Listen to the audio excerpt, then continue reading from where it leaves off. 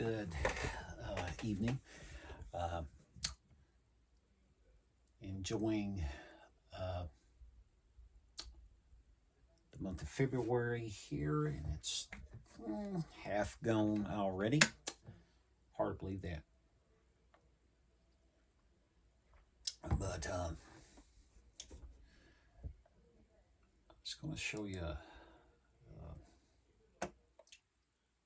picture of this book if I could get it up. I don't think I can, though, but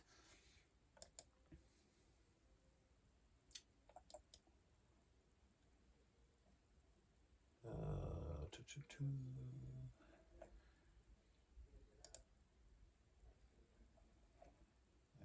don't think I can. But anyway, it's a very old book. Kind of hard to see. But it's online, and I will try to put the link in my description where you can get it. But she is a Kentucky author. She is a Kentucky author.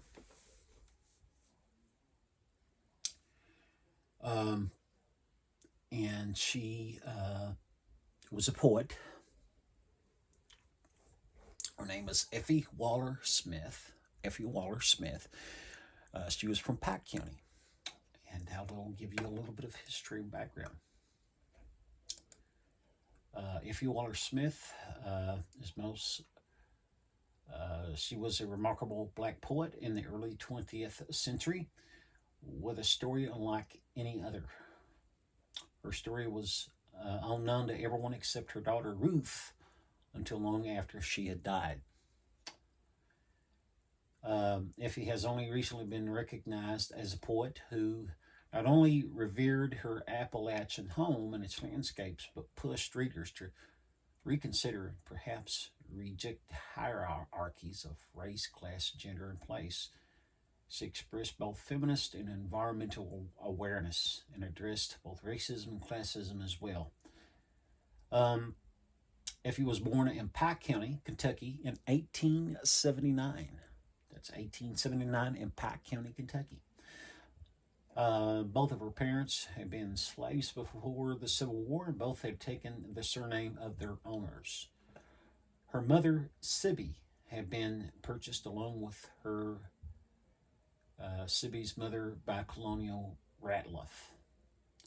The family was part of a group of slaves being sold near Pikeville.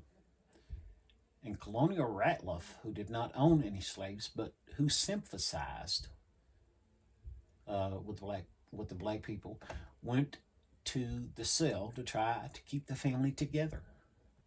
While he could not afford to buy the entire family, he was able to buy Sibby and her mother, and they lived with him until after the Civil War. When the mother died, Sibby married Frank Waller in 1873. Frank Waller was born in 1845 and had been a slave on the Waller estate in Spotsylvania County, Virginia. He became a skilled blacksmith, farmer, and businessman, speculating in property, accumulating a sizable estate. Both of them also highly valued education. So I just wanted to read that to you. Again, if his parents had established a farm on Chloe Creek, 4 miles from Pikeville, Kentucky. So she is a Kentucky poet, Kentucky history here. This was an area primarily white, but it appears it was successful and were respected in the community. 4 children were born to the couple. Alfred in 1874, Rosa in 1875.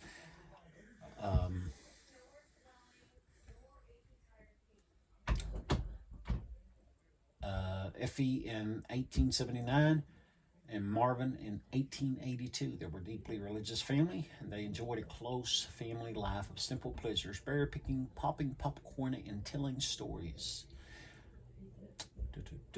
But anyway, wanted to read that just a little bit, history about Effie Walker Smith, what I found on here. And I will leave the link to the book. But this is a little bit of Kentucky history, celebrating a little bit of Kentucky history in Black History Month, as we know February is known for. But Effie Smith, to read the poem, The Shepherd's Vision. The Shepherd's Vision. Her poem, The Shepherd's Vision. Upon the dim Judean hills, the shepherds watched their flock by night, when on to their unexpectant gaze outshone the vision of delight, the fairest that did ever rise to awe and gladden earthly eyes. From no far realm those shepherds came, treading the pilgrim weary road, not theirs the vigil and the fast, within the hermit's mean abode. 'Twas at their usual task they stood, when dawned that light of matchless good. Not only to the sage and seer life's revelation comes in grace, most often on the toiler true, who working steadfast in his place, looks for the coming of God's will. The glorious vision shineth still. That's The Shepherd's Vision by Effie Walker Smith. Let's see here. Just going to read a few from this book.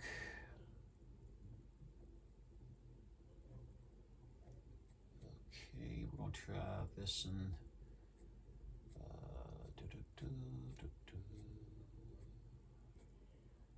it's called Thanksgiving. We will try this.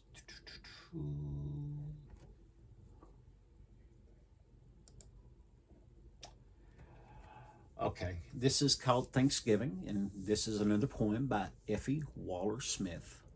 Again, she was a Kentucky poet, a Black Kentucky poet.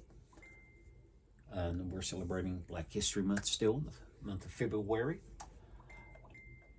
Our Father, whose unchanging love gives soil and sun and rain, we thank thee that seeds we sowed were planted not in vain, but that thy hand the year hath crowned with wealth of fruits and grain. But more we thank thee for the hope which hath our solace been, that when the harvest of our lives have all been gathered in, our weary hearts and toil-worn hands thy welcoming smile will win. We thank thee for the cheerful board at which fond faces meet, and for the human loves that make our transient years so sweet.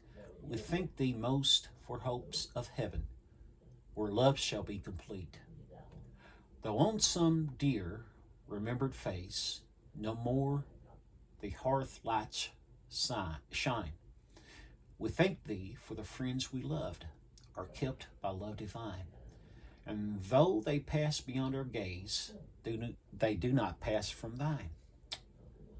If at the harvest feast no more our words and smiles shall blend, we thank thee that, though sundered far, our steps still homeward tend, and that our Father's open door awaits us at the end. And that's the poem entitled Thanksgiving by Effie Walker Smith. I love her poems. I've read a few of her poems before. So anyway, let's read this. If Christ should come, if Christ should come. I challenge the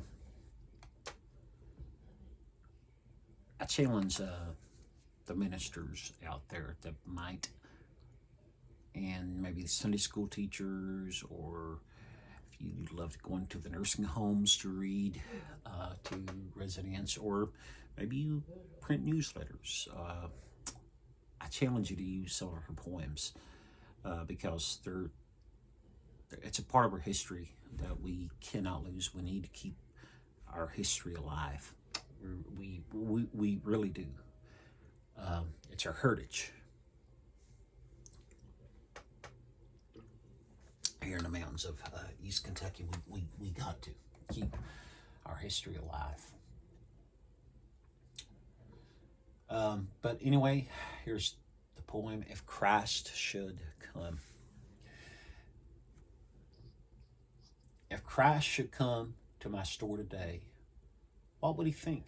Or what would he say? If his eyes on my open ledgers were laid, would they meet a record of unfair trade and see that lured by the love of pelf, for a trivial price I had sold myself? Or would he the stainless record behold of perfect integrity richer than gold? If Christ should come to my schoolroom today, what would he think? What would he say? Would he find me giving would he find me giving the self same care to stupid and poor as to the rich and fair, the striving and unmindful of praise or blame, through tedious tasks to a lofty aim, guiding small feet as they forward plod in paths of duty that lead to God? If Christ should come to my workshop today, what would he think? What would he say? Would his eyes, as it glanced at my work alone, see that all its parts were stanch and strong, closely fitted, firm-wielded, and good, or flawless steel of unwrapped wood, as sound as I trust my soul shall be when tried by the test of eternity? If Christ should come to my kitchen today, what would he think? What would he say? Would he find me with blithesome and grateful heart, and hands well skilled in the housewife's art, bearing sordid cares with a spirit sweet, and making the lowliest tasks complete? Cometh he not, who of old did say, Lo, I am with you, my friends, alway? O thought that our weary hearts must thrill, and our toilsome ways he is present still. At counter and forge and office and field, he stands to no mortal eye revealed. Ah, if only could realize, if we only could realize that ever those gentle yet searching eyes gaze on our work with approval or blame, our slipshod lives would not be the same, for thrilled by the gaze of the unseen guest, and our duty toil we would do our best. And he always watches us. He always has an all-seeing eye, is what he's saying here in this poem. And if you look back at some of the wording in the poem, some of the words that were used, you can tell it was written back in that time frame.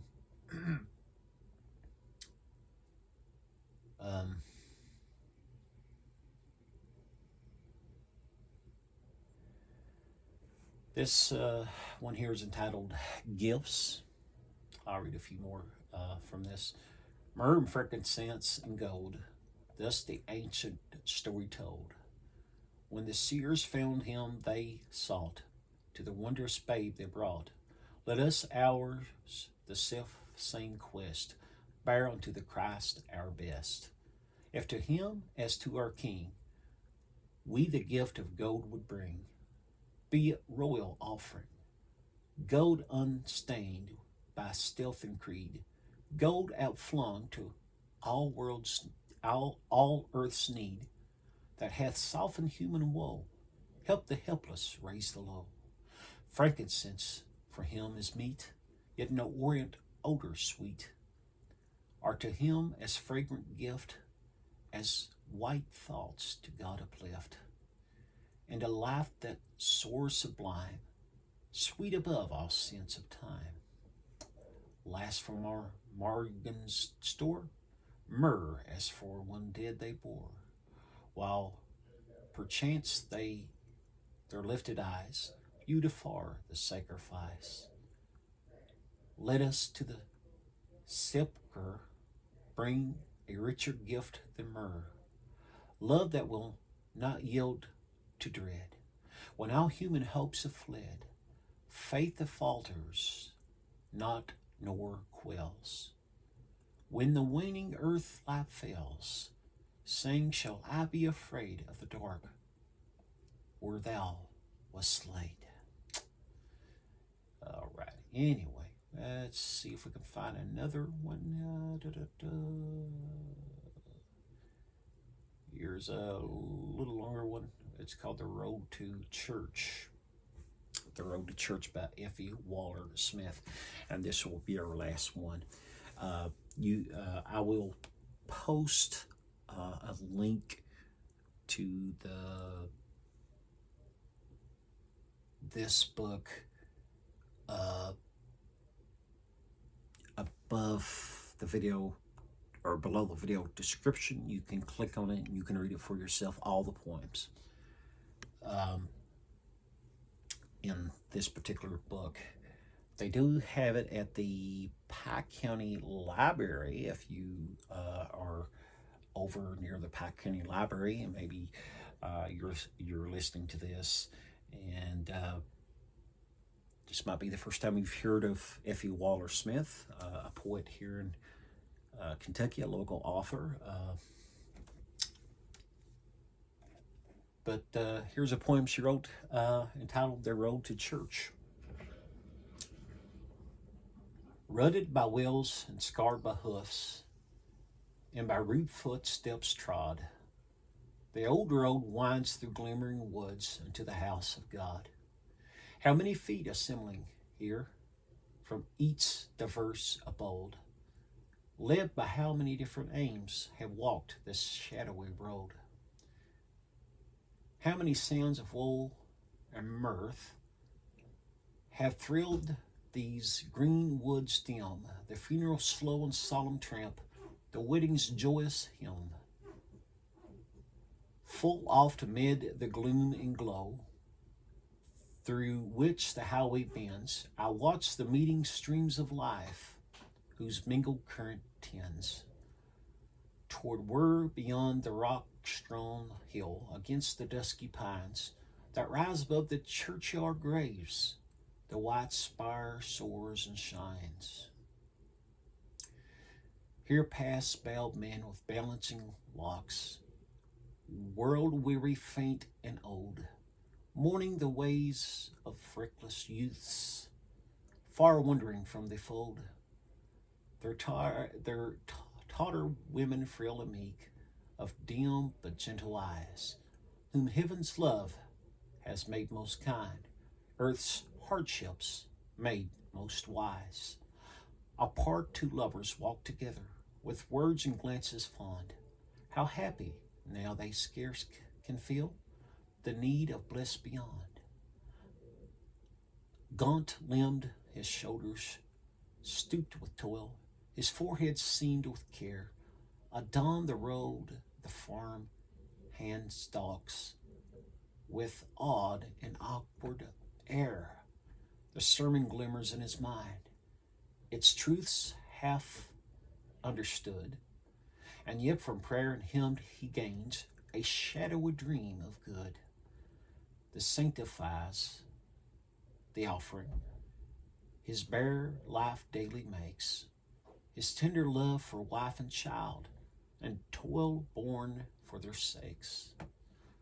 Thus, through the bleakness of the bloom, o'er snows and freshening grass, devout, profane, grief-worn or gay, the thronged church goers pass, till one by one they each and all, their earthly joinings o'er, move silent down the well-known road, which they shall walk no more. And that was entitled The Road to Church by Effie Walker Smith. And she's got many other poems in this book. I would highly recommend. Like I said, I will leave this.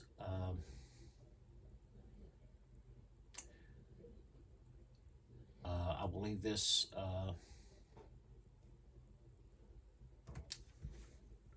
in the link, the book, in the link, or below the video. I'll post the link of the book where you can actually read it yourself if you have a tablet or something very easy to read on a tablet or a computer, whatever.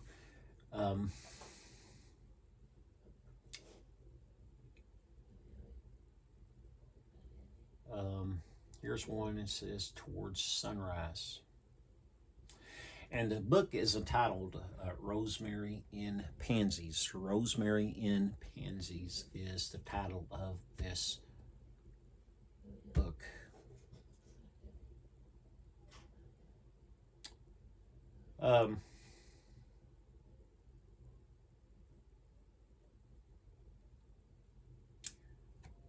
But this particular poem is called Towards Sunrise, and it's by Effie Walker Smith, and it will be our last one today.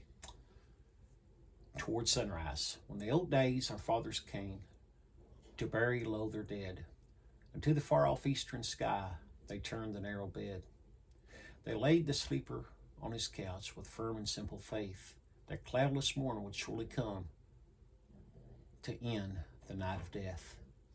And thus they sought to place him where, when life's clear sun should rise, its earliest rays might wakening fall across his close-sealed eyes, like a faint fragrance lingering on throughout unnumbered years.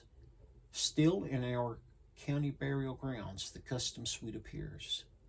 Still when the light of life from eyes beloved is withdrawn, the sleeper's dreamless beds are made, facing the looked for dawn. Here are seasons past they seem serenely to wait the certain radiance of that morn that cometh soon or late. And anyway, hope y'all enjoyed the readings of the poems by Effie Walker Smith. Didn't change none of the words here of her poems in this book.